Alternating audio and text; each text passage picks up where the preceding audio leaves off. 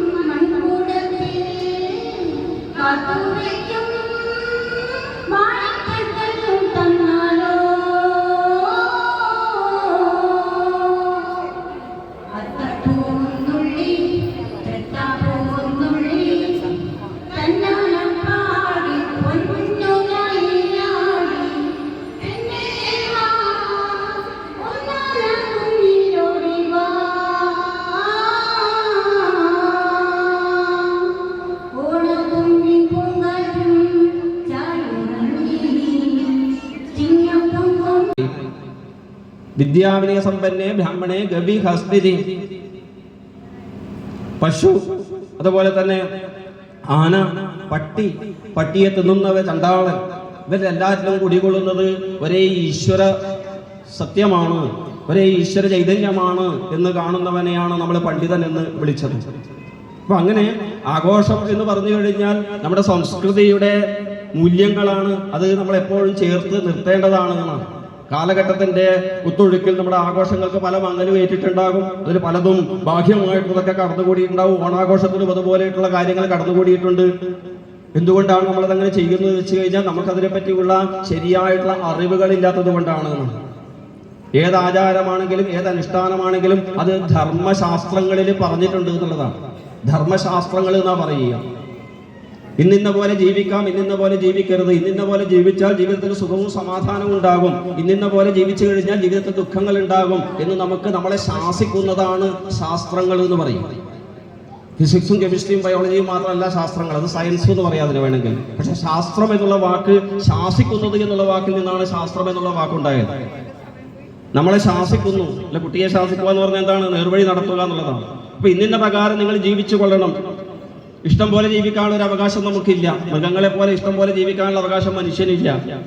മൃഗം എന്ന് പറഞ്ഞു കഴിഞ്ഞാൽ അതൊരു അതിന്റെ ഒരു പ്രത്യേക രീതിയിൽ സംവിധാനം ചെയ്യപ്പെട്ടിട്ടാണ്. പ്രകൃതിയുടെ പ്രേരണ കൊണ്ടാണ് മൃഗങ്ങൾ ജീവിക്കുന്നത്.